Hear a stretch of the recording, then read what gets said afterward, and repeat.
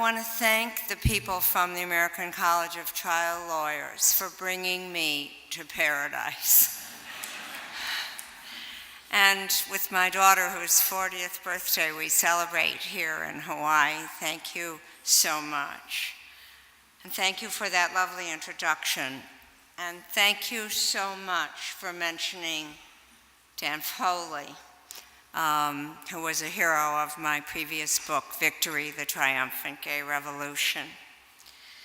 Sisters-in-Law is the story of the two most important women in America so far. Ruth Bader Ginsburg and Sandra Day O'Connor, the first, and Sandra the first and Ruth the second, female justices of the Supreme Court of the United States. It is the story of their private lives and their public lives, and how they helped get legal equality for women, and as the subtitle says, changed the world. We first meet them in the book in 1996, when they are at the pinnacle of their power. And I have the strange feeling that the members and fellows and relatives and guests of the American College of Trial Lawyers actually know how to read. And therefore, you probably do not require me to read to you from my book. But if you would indulge me for just a minute, the book begins with a passage that so captures the whole message of the undertaking. If you just give me a minute, I'll share with you a paragraph or two of my Deathless Prose. By the time the nation celebrates the birth of its democracy each 4th of July, the 9 justices of the Supreme Court have mostly left town. But before departing the Capitol for their summer recess, they must first decide all the cases they have heard since the current term began the previous October. The hardest, most controversial cases where the unelected court orders the society to change in a big way are often, as I'm sure most of you know, left to the end. So people know these decisions are coming, right? And every day, as the days for decision tick away in late June, the tension in the courtroom is as hot and heavy as the Washington summer air. On the morning of June 26, 1996, Justice Ruth Bader Ginsburg, the second woman appointed to the High Court since its founding, slipped through the red velvet curtain behind the bench and took her seat at the end. 5 places along the majestic curve sat Justice Sandra Day O'Connor, the first woman on the Supreme Court, or the Fwatsik, as she slyly called herself. When she found out that the court called itself the SCOTUS, she decided she would start calling herself the Fwatsik. Each woman justice sported an ornamental white collar on her somber black robe, but otherwise there was no obvious link between the first and second woman on the Supreme Court and any other judge sitting up there that day. On that day, however, the public got a rare glimpse at the ties that bound the 2 most powerful women in the land. Speaking from the depths of the high-backed chair that towered over her tiny frame, Justice Ginsburg delivered the decision of the court in United States versus Virginia.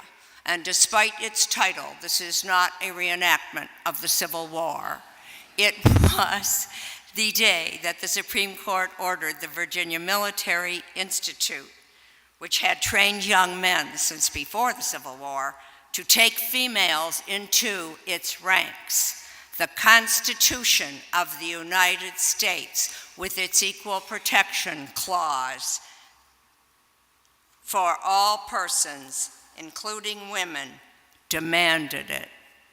Few people listening that morning knew that Ginsburg got to speak for the court and powerfully write the opinion in that very important case, because the first woman, Sandra Day O'Connor, had decided that she should.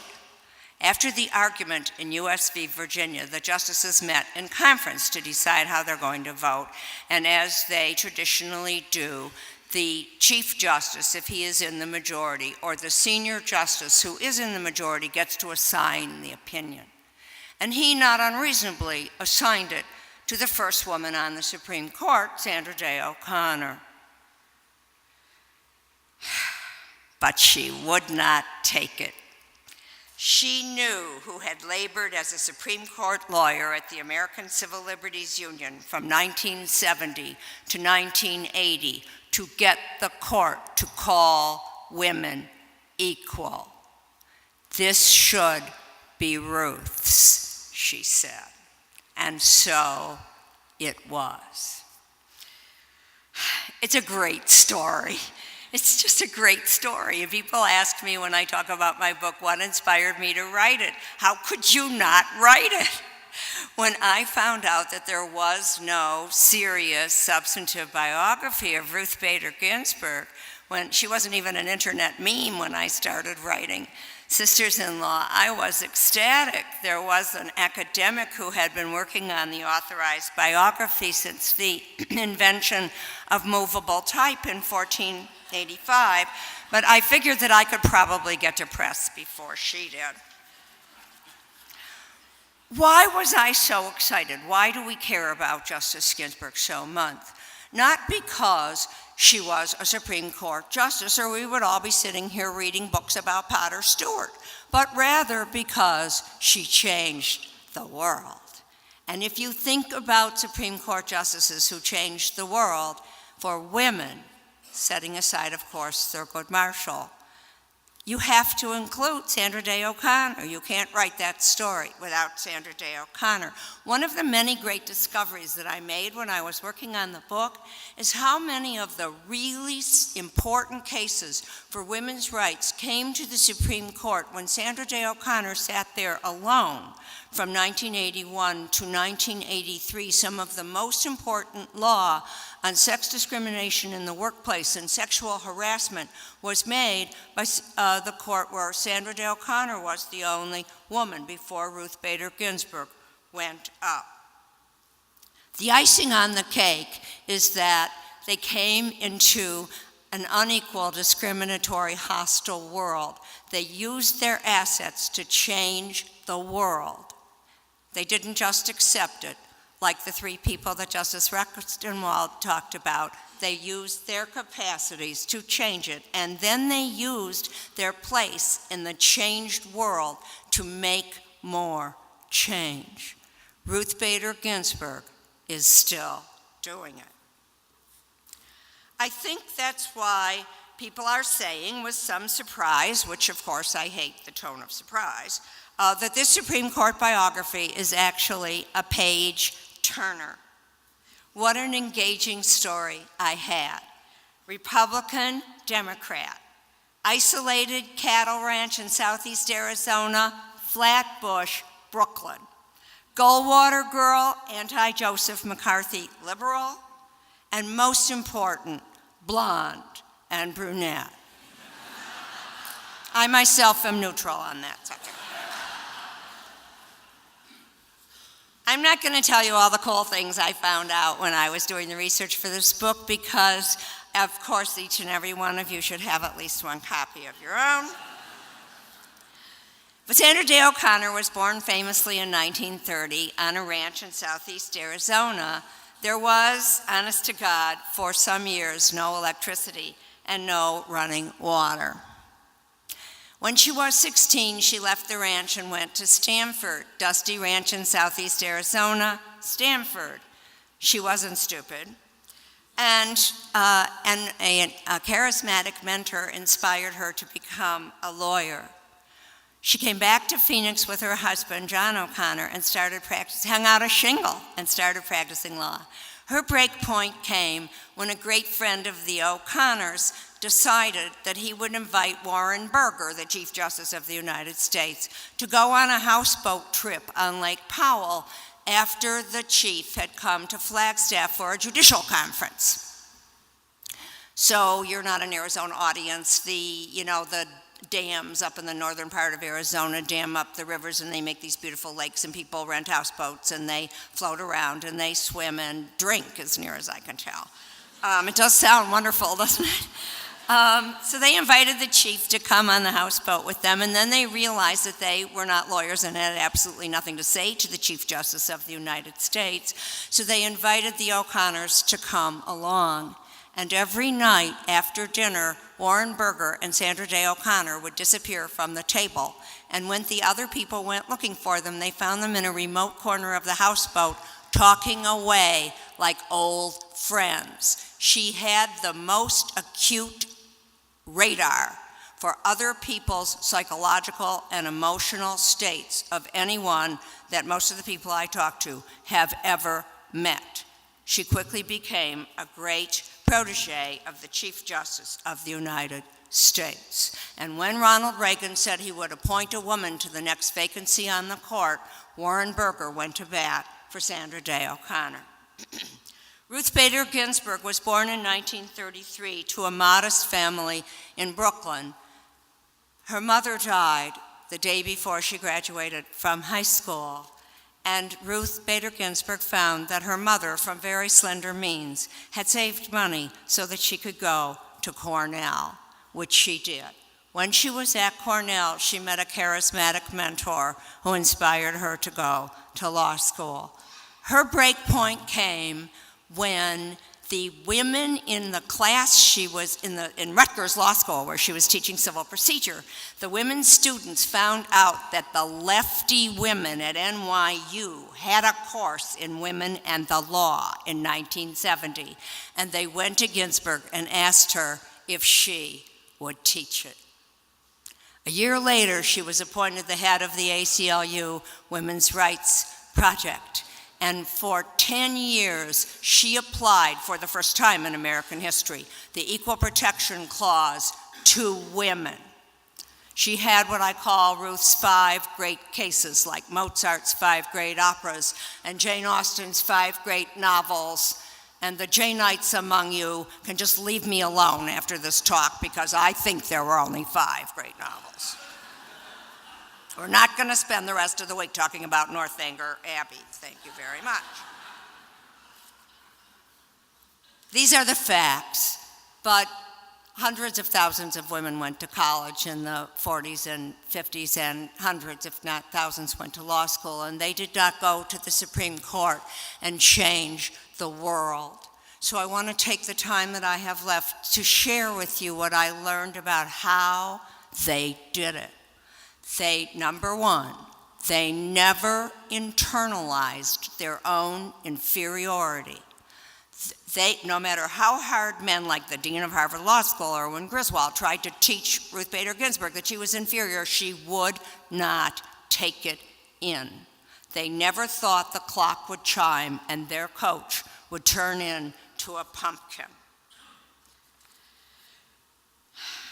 I have a great story about that, but I fear I may be going over my time, so come up to me afterward and I'll sign your book and I'll tell you. Believing they were entitled to rule, they always believed they were entitled to rule. They treated their male colleagues as if they, the women, were their equals. There's a great story about a Ginsburg speech in which she's talking about Phil Kurland from the University of Chicago Law School, was a big opponent of the Equal Rights Amendment, and she said she just could not imagine how gentlemen of such extraordinary minds could fail to make the relevant connections. It was Ruth Bader Ginsburg, the academic, judging her fellow academics exactly as if she was one of them, which she was. When pressed to admit they were inferior, they took offense. Gibson, Dunn, and Crutcher offered Sandra Day O'Connor a job as a legal secretary when she got out of Stanford. She turned it down, and many years later, Gibson Dunn made the mistake of inviting Justice O'Connor to speak at their, 100th anniversary of the founding of the firm party. She shared with them what they had done to her and what she thought of them for doing it. And then she told David Letterman it was the most fun speech she had ever made in her entire life.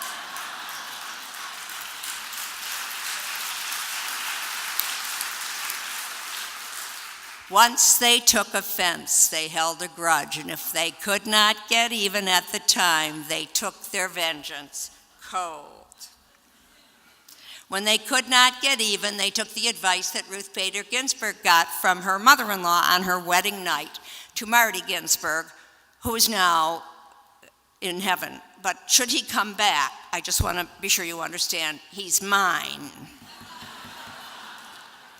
So Marty Ginsburg's mother gave her daughter-in-law to be a pair of earplugs for her wedding gift. And she said to her, "My dear, sometimes it pays to be a little deaf."